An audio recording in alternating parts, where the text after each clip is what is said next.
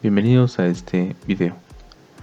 El problema dice: un cono está en el espacio x y z con la base de su centro en 0,0,0 y su altura sobre el eje más z, con un radio de 4 centímetros y una altura de 10 centímetros. Se activa un campo eléctrico externo uniforme de magnitud 4.5 por 10 a la 4 newton sobre coulomb. Determine. Número 1. El flujo eléctrico a través del cono si E o el campo apunta en dirección menos x. En este caso se muestra la figura con la cual nos vamos a estar basando para realizar los análisis físicos. El eje Z es el eje del cono, por tanto la base está directamente sobre el plano XY. Cuando se activa el campo eléctrico uniforme, dice el enunciado que es en dirección menos x, así que el campo tendrá esta forma totalmente horizontal, pero en dirección menos x. El campo en todo momento es uniforme, así que no vamos a tener que escribir componentes y y z para el campo. Entonces, en esta primera parte, aplicando la ley de Gauss, decimos que el flujo total a través de la superficie completa, es la carga encerrada entre epsilon sub 0. Sin embargo, el flujo total se calcula o se determina con una integral, que es el campo eléctrico punto un diferencial del vector área. Nosotros vamos a considerar primero solo la mitad del cono, la mitad de frente, ¿sí? Solo esta parte del cono, porque es la región en donde están entrando las líneas de campo eléctrico. Sabemos que existe un vector normal que parte de esa cara y directamente es perpendicular a esa superficie, es normal y tiene dos componentes, una horizontal y una vertical, cuya suma vectorial es directamente el vector normal con el que estaríamos trabajando. Entonces ese vector normal forma un ángulo con el campo eléctrico. Este ángulo lo podemos obtener. Sin embargo, como nosotros tenemos únicamente que ver las componentes del vector normal, lo que nosotros tenemos que recordar es que la normal en Y, podríamos llamar así, en Z, perdón, la normal en Z forma 90 grados con el vector de campo eléctrico. Por otro lado, la normal en X forma 180 grados porque están en direcciones contrarias, campo eléctrico y vector normal en X forma 180 grados con el campo.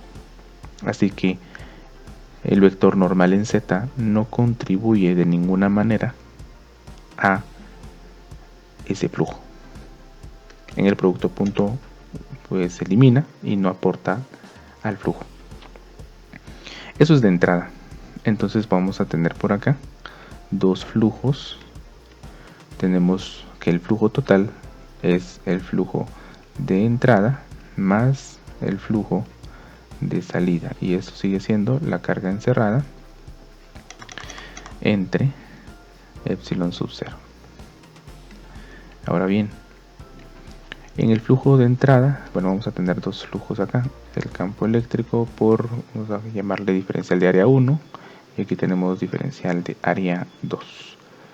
También nosotros tenemos que recordar que el flujo está dado también por esta ecuación, por esa integral, pero la integral específicamente es el vector normal por un diferencial de área. Aquí le voy a poner normal 1 y sumamos la integral del campo eléctrico, que sigue siendo constante, punto un segundo vector normal, que en este caso ese vector normal es de salida.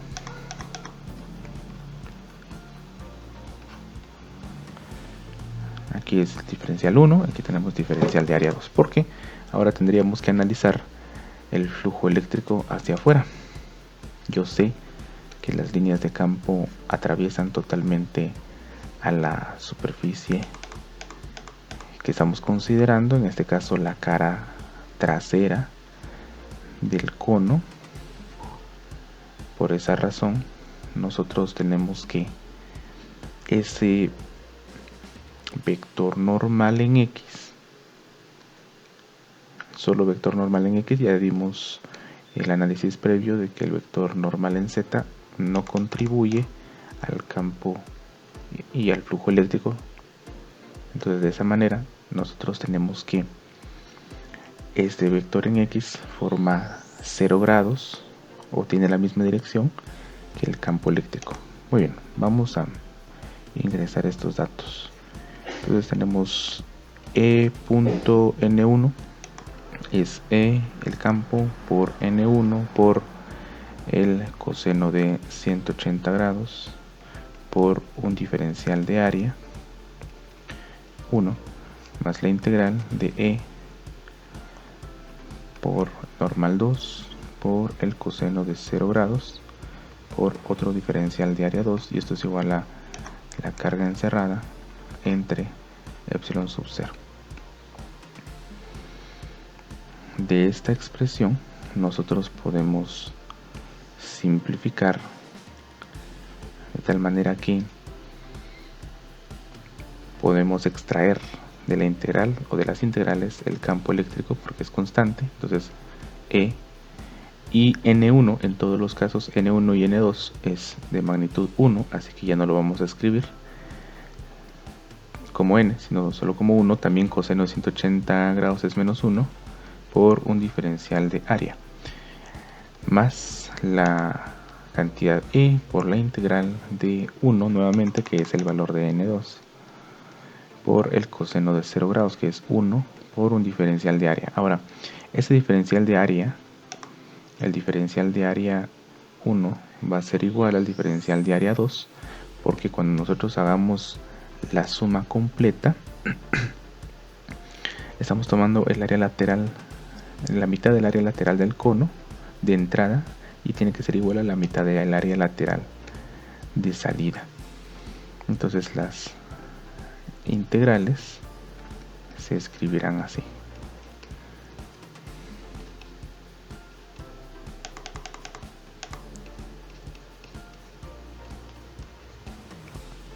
Y en este caso, como la integral de área representa la mitad del área lateral, yo puedo observar que tenemos la misma cantidad, solo que una positiva y una negativa, de tal manera que al hacer la suma tenemos 0 como escalar. Así que el flujo total a través de la superficie encerrada, que en este caso es el cono, es 0, y eso coincide con que las líneas de campo eléctrico ingresan en esta región y salen completamente de la región de atrás del cono. Entonces el flujo a través de una superficie cerrada siempre será 0. Ahora escribimos las unidades de medida, son Newton por metro cuadrado entre Coulomb. Podríamos haberlo hecho un poquito más rápido, considerando únicamente a la ley de Gauss, diciendo que el flujo eléctrico total es igual a la carga encerrada entre epsilon sub 0. Y al no tener carga dentro de la superficie, pues la carga va a ser 0. Y por eso también el flujo total es 0 Newton por metro cuadrado entre Coulomb. Para el numeral número 2, el inciso dice: el flujo eléctrico a través del cono si E apunta en dirección más Z. Entonces lo que va a suceder ahora es que cuando nosotros apliquemos y coloquemos las líneas de campo eléctrico externos, va a suceder esto. Vamos a tener que las líneas del campo eléctrico atraviesan totalmente a la superficie. Entonces podemos aplicar lo que obtuvimos en el inciso número 1. Tenemos que el flujo eléctrico total en la superficie es igual a la carga encerrada entre epsilon sub 0. Pero como en el cono no hay ninguna carga encerrada, por tanto la carga encerrada es 0 coulombs entre epsilon sub 0, y de esa forma el flujo eléctrico total a través de la superficie es 0 newton por metro cuadrado entre coulomb, de la misma manera que en el inciso 1. Para el numeral número 3 se nos pide determinar el flujo eléctrico a través del cono si este no tuviera base y el campo apunta en dirección menos z, es decir, solo considerando el área lateral. En esta parte tenemos nuevamente la figura, solo que con el campo eléctrico apuntando verticalmente hacia abajo. No vamos a considerar en ningún momento la base del cono, vamos a suponer que está totalmente abierto. Por esa razón solo va a existir área lateral en el cono, así que el flujo eléctrico solo lo va a experimentar la superficie lateral de ese cono. Entonces directamente cuando ingresen por la región de arriba del cono, automáticamente estarán saliendo sin necesidad de atravesar la base, porque no tendremos superficie en esa región. Ya sabemos entonces que por los ejercicios anteriores que tenemos un vector normal en esta dirección. También sus componentes tendremos una, en este caso en z, un componente z, tendremos un componente en x y tendremos también un componente en y, que lo vamos a dibujar acá. Espero mostrarlo correctamente. Y luego sabemos que ese vector normal en y el vector normal en x forman 90 grados con el campo eléctrico.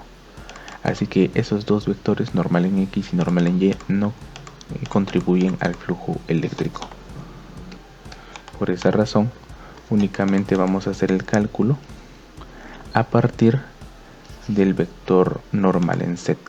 Entonces el flujo es igual a la integral del campo eléctrico punto dA. Aquí no voy a usar de momento la otra expresión, que es flujo eléctrico igual a carga encerrada entre epsilon sub 0, porque no tenemos una superficie cerrada. ¿Sí? Entonces, como tenemos una superficie abierta, es decir, solo vamos a tener una cara, por decirlo así, tendremos que utilizar esta expresión. Cuando nosotros desarrollamos la integral, tenemos la integral del campo por un vector normal por el coseno de un ángulo por un diferencial de área. Aquí ya solo estamos tomando magnitudes, así que ya no es necesario considerar la parte vectorial. Además, este vector normal es de magnitud 1 y el coseno que nos corresponde tiene que ver únicamente con el componente z. En este caso, el componente z de ese vector tiene dirección de 180 grados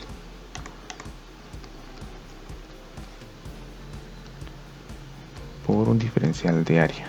Para facilitar los cálculos únicamente estamos considerando componente z del vector normal, pero cuando nosotros lo ingresamos es el componente total, es el vector completo de magnitud 1.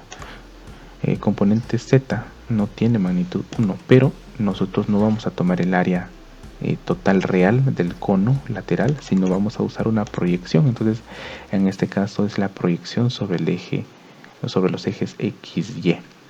De esa manera sí podemos utilizar el vector completo normal de magnitud 1, el coseno de 180 es menos 1, y aquí tenemos el diferencial de área en la proyección X y Y. Cuando nosotros hacemos la suma de todo esto, me queda menos la integral del campo eléctrico por un diferencial de área en la posición X, Y, y vamos a tener que es menos E por el diferencial de área en la proyección X, Y, sobre el plano X, Y. Pero yo sé que ese diferencial de área en la proyección X, Y se refiere a que nosotros tendremos el cono en esta posición, y si nosotros tomamos un diferencial de área acá, entonces habrá una proyección totalmente horizontal que se llame diferencial de área X, Y, es decir, una proyección así, totalmente horizontal, que yo muy bien lo puedo ubicar en la parte inferior del cono. Es como que si estuviera en la base,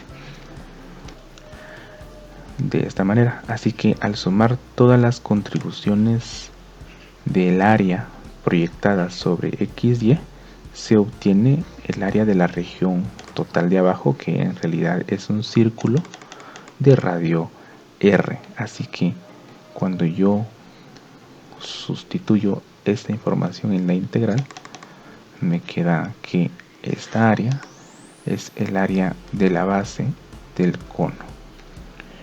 Por esa razón nosotros tenemos menos el campo eléctrico por pi r al cuadrado. Cambiando los valores, tenemos que el campo eléctrico es igual a 4.5 por 10 a la 4, en este caso